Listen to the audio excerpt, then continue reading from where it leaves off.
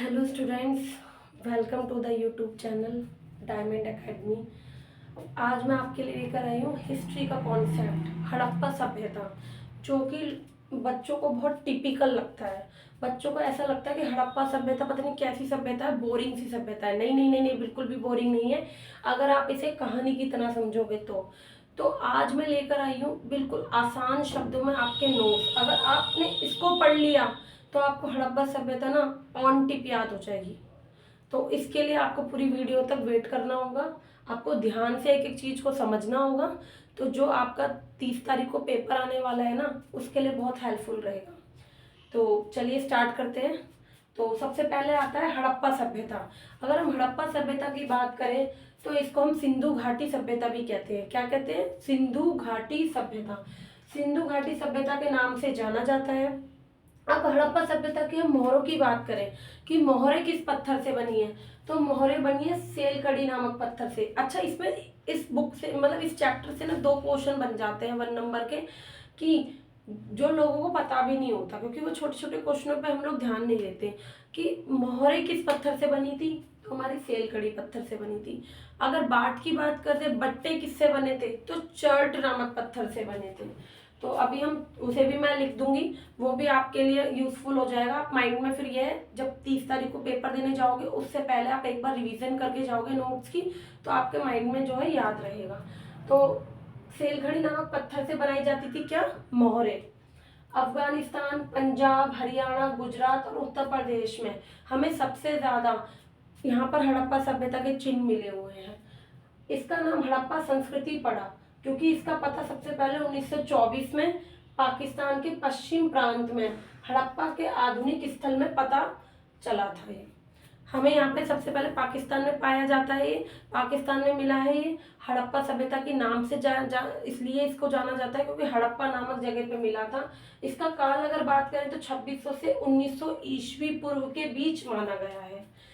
उस टाइम पर भी पशु पालते थे लोग, क्योंकि पशुओं के बिना तो जीवन ही नहीं है भाई। दूध मिल रहा है, हमें ऊन मिल रही है, ठीक है, वो हमें उनको हम चारा दे रहे हैं, तो वो हमें बहुत सारी चीजों के लिए जरूरत होती है। तो उस टाइम पे भी पशु पालते थे हड़प्पाई लोग जो होते थे।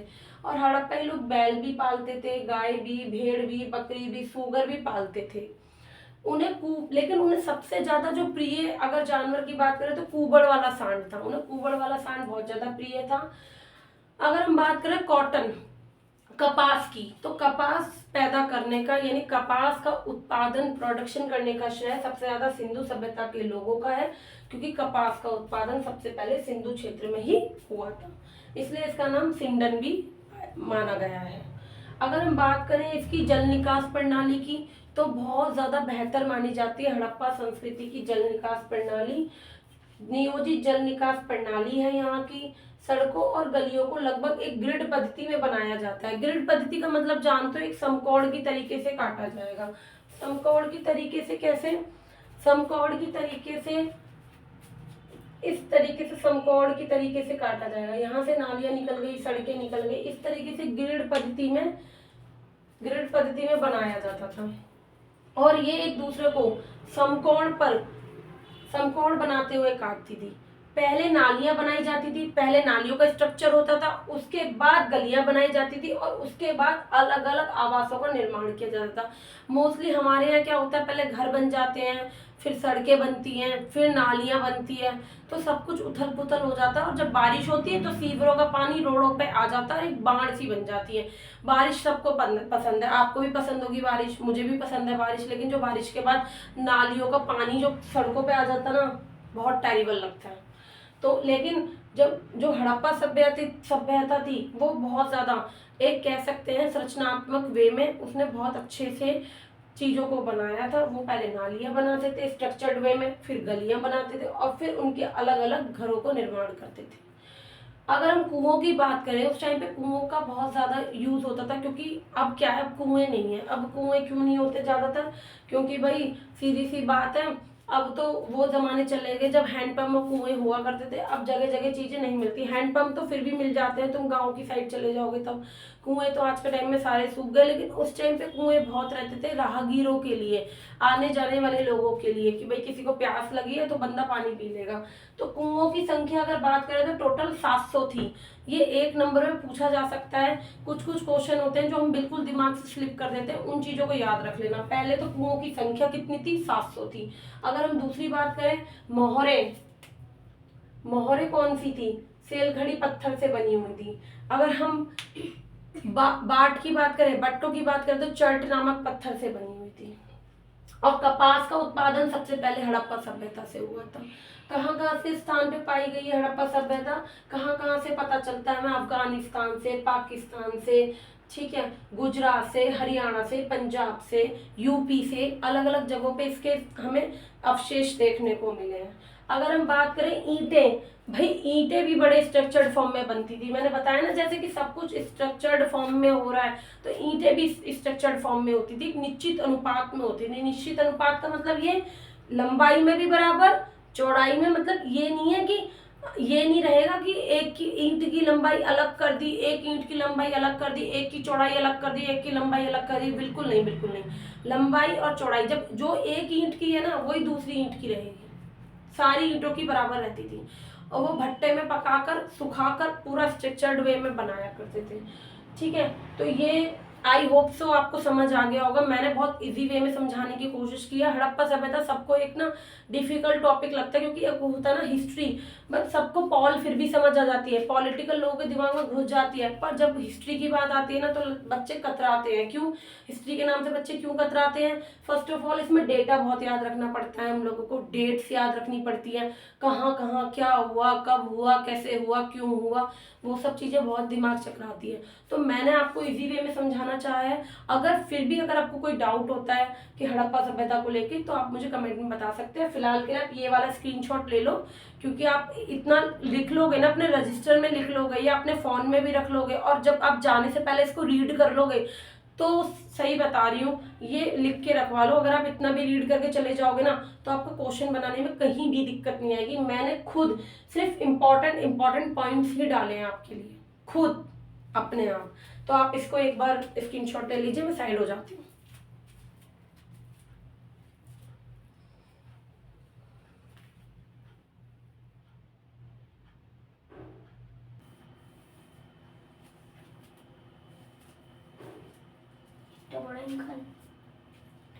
अगर जो है आगे का आपको मैं बताना चाहूँगी कि अगर ये दो भाग, अब मैंने आपको वहाँ तक का समझाया, आई होप सो आपको समझ आ गया होगा। अब आगे का मैं आपको बताती हूँ कि हड़प्पा सभ्यता का तो आपको समझ आ गया, वो पूरी सिविलाइज थी। अगर हम आगे की बात करें तो दो भागों में विभाजित थी। दो भाग कौन कौन से हो गए आपके? एक था दुर्ग और एक आपका निचला शहर। जो दुर्ग था वो उसे ऊंचाई पे स्थित किया गया था, इसलिए उसको दुर्ग नाम दिया गया। और जो निचला शहर था उसे नीचे स्थित किया गया था, इसलिए इसको निचला शहर कहा गया था। अब इसमें डिफरेंस क्या था दुर्ग और निचले शहर में? सबसे बड़ा डिफरेंस था, दुर्ग में शासक वर्ग निवास करते थे, और जो निचला शहर था उसमें जनसाधारण लोग यानी कॉमन मैन निवास करते थे। तो अगर दुर्ग की बात करें तो मोहनजोदड़ो का सबसे ऊंचा शहर माना जाता है। ये 45.71 मीटर लंबा, 45.71 मीटर लंबा और 15.23 मीटर चौड़ा था। इन संरचनाओं में एक माल गोदाम भी होता था और एक विशाल स्नान घर भी शामिल है। अगर माल गोदाम का जो निचला हिस्सा था वो ईंट से बना हुआ था, और माल गोदाम का जो ऊपरी हिस्सा था वो लकड़ी से बना हुआ था, जो बहुत पहले ही नष्ट हो चुका है। क्योंकि जो देखो ईंट वाला हिस्सा, खुद ही सोचो, ईंट बहुत दिन तक चलेगी, पर लकड़ी है, लकड़ी को भाई पिलाई होती है, वो तो कीड़े मकोड़े, उसमें दीमक लग जाती है, तो वो बहुत पहले ही नष्ट हो चुका था। तो ये दुर्ग का कॉन्सेप्ट था। अब अगर हम चहुंदड़ों की बात करें, चहुंदड़े क्या है? चहुंदड़ो एक बस्ती है, एक हिस्सा है हड़प्पा सभ्यता का। छोटी बस्ती थी। ये कितने हेक्टेयर में फैली थी? 125 हेक्टेयर में फैली हुई थी। इसमें शिल्प कार्य होते थे, मन के बनाने का कार्य होता था, शंख की कटाई होती थी, धातु बनाने का काम होता था, तो बट्टे बनाने का काम होता था, मोहर निर्माण का कार्य इस चहुंदड़ों में ही होता था। एक नंबर में पूछा जा सकता है कि शिल्प कार्य के उत्पादन के लिए सबसे ज़्यादा जाने वाली जगह कौन सी है, तो वो है चौंद्रो। ठीक है। अगर हम बात करें फियोन्स, फियोन्स भी पूछा जाता है। फियोन्स कौन सा शब्द है? फियोन्स एक ऐसा शब्द है, ये महंगे होते थे, कॉस्टली होते थे तुम्हारे लिए, आसानी से मिलते नहीं थे। भाई पुरातत्वविदों का कहना है वही चीज सबसे ज्यादा महंगी है जो आसानी से ना मिले, तो आसानी से मिलती नहीं थी। घिसी हुई रेत, घिसी हुई रेत और बालू रंग के चिपचिपे पदार्थ के मिश्रण को ही हम लोग फियोन्स के नाम से जानते हैं।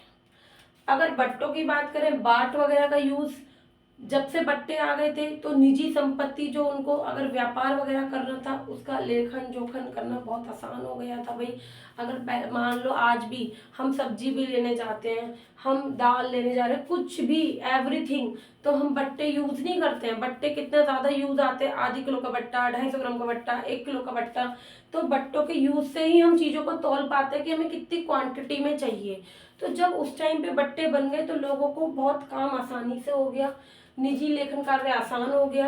अब बट्टों की बात करें, जैसा कि मैंने अभी आपको बताया था कि जो मोहरे हैं वो तो सेलकड़ी पत्थर से बनी थी, अब बट्टे किस पत्थर से बने थे? चर्ट नामक पत्थर से।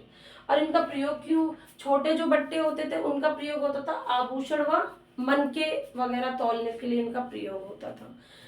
अब ये बताओ, इन वाले कॉन्सेप्ट में कुछ छोटी छोटी चीजें मैंने बताई, चाहे वो सेलखड़ी पत्थर की हो, चाहे चर्ट नामक पत्थर की हो, चाहे आपकी मतलब कुएं हैं, 700 कुएं हैं, और या फिर आपका बात करें तो 2 बस्तियों में विभाजित था, दुर्ग या निचला शहर। निचले शहर में जनसाधारण लोग रहते थे, दुर्ग में आपके शासक वर्ग रहते थे। ठीक है। और मतलब ये छोटा सा डेटा मैंने दे दिया है आपको दुर्ग का कि कितने हिस्से का ये फैला हुआ था, चौहंदड़ो कितने हिस्से में फैला हुआ था। तो ये छोटा छोटा जो डेटा है वो तुम कहीं से भी निकालोगे ना तो वो माइंड में कॉन्सेप्ट में नहीं रहेगा। इसलिए मैंने जो कोशिश करी है वो पॉइंट वाइज आपको बताने की कोशिश करी है। अगर आप पैराग्राफ में पढ़ते हो, सबसे पहली बात, पैराग्राफ में इंसान हो जाता है बोर। ठीक है। पैराग्राफ में लगता है आपको लेंथी, आपको लगता है पता नहीं आपको कितना बड़ा पढ़ना है, इसलिए मैंने छोटा छोटा पॉइंट बना के आपको डिस्क्राइब करने की कोशिश की है। अब आपका एक लास्ट पॉइंट और रह गया है, सभ्यता का अंत। कि अब ये जो हड़प्पा सभ्यता थी इतनी सिविलाइज थी, इतनी सिविलाइज होने के बाद भी, स्ट्रक्चर्ड होने के बाद भी इसका अंत कैसे हो गया, तो वो चीज मैं बताऊंगी। तो आप इसको एक बार स्क्रीनशॉट ले लीजिए।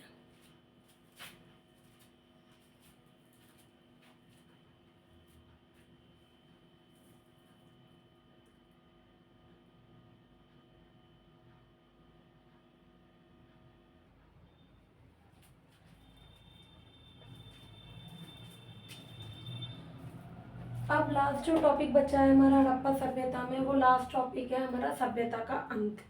फाइनली हर किसी चीज का अंत होता है, तो ऐसा तो था नहीं कि हड़प्पा सभ्यता का अंत नहीं होगा। तो 1800 ईसा पूर्व तक चोलिस्तान जैसे क्षेत्रों में अधिकांश विकसित हड़प्पा सभ्यता स्थलों को छोड़ दिया गया था। कई जगहों पर हड़प्पा सभ्यता के जो अंश थे उनको हटा दिया गया था, उसकी सभ्यता के अवशेष हटा दिए गए थे। कुछ रीजन बाढ़ और भूकंप आने के कारण भी बताए जाते हैं। इस पे आलोचकों का कहना है कि बाढ़ और भूकंप आने से भी हड़प्पा सभ्यता का विनाश माना जाता है। 20वीं शताब्दी के शुरुआत में हम लोगों को कौन कौन थे? एक दयाराम साहनी है आपके, एक रखालदास बनर्जी हैं। इन सब ने हड़प्पा सभ्यता की जो है मोहरे मोहनजोदड़ो से खोज निकाली थी। इन लोगों ने, रखालदास बनर्जी हो गए आपके, दयाराम साहनी हो गए, इन लोगों ने हड़प्पा सभ्यता की मोहरे बड़ी आसानी से खोज निकाली, जिससे आज हमें पता चलता है कि हड़प्पा सभ्यता भी एक पुरानी एक सभ्यता थी। अब 1944 में REM व्हीलर जो भारतीय पुरातत्व सर्वेक्षण के पहले डायरेक्टर जनरल बने। कभी कभार ये क्वेश्चन भी पूछ लिया जाता है, तो ये इस पर भी आप ध्यान रखना। मैंने आसान शब्दों में पॉइंट वाइज आपको बताने की कोशिश की है। अगर आपको समझ आता है तो लाइक कीजिए, अगर ये सेशन बहुत अच्छा लगा है लाइक कीजिए, शेयर कीजिए, और इस सेशन को ज़्यादा से ज़्यादा बच्चों तक पहुंचाइए, ताकि जिनको भी हड़प्पा सभ्यता से डर लगता है ना, वो हड़प्पा सभ्यता को ऑन द टिप करके जाए। अगर मैं गारंटी दे रही हूँ, अगर आप लोग पूरी बुक से ना पढ़ के सिर्फ ये हड़प्पा सभ्यता का ये वाला जो मतलब जो चैप्टर है आप बुक से ना पढ़ के सिर्फ और सिर्फ ये हड़प्पा सभ्यता के ये वाले जो की पॉइंट्स है ये भी पढ़ के जाएंगे ना, तो हड़प्पा सभ्यता से अगर कोई भी क्वेश्चन आता है तो आप जरूर करके जा पाएंगे। क्योंकि हड़प्पा सभ्यता जो बुक के अंदर दे रखा है ना, वो बहुत डीप डीप में दे रखा है, आपका डेप्थ में जाके दे रखा है। तो वो पूरा चैप्टर आप पढ़ोगे तो आपके होगा सर में दर्द, और ना वो समझ में आएगा, सर से ऊपर जाएगा। तो पूरा वो चैप्टर जो हड़प्पा सभ्यता का है, उसमें से कुछ कुछ मेजर पॉइंट्स मैंने निकाल के यहाँ पे आपके लिए सॉल्यूशन के रूप में दिए हैं। अगर आपको अच्छा लगे तो मोटिवेशन के लिए लाइक कीजिए और ज़्यादा से ज़्यादा बच्चों को शेयर कीजिए, ताकि उनके लिए भी ये वीडियो हेल्पफुल बन सके। और अगर आप इस चैनल पे नए हैं तो चैनल को सब्सक्राइब कीजिए, और इसका एक स्क्रीनशॉट ले लीजिए ताकि आपके लिए एक माइंड में ओवरव्यू रहे।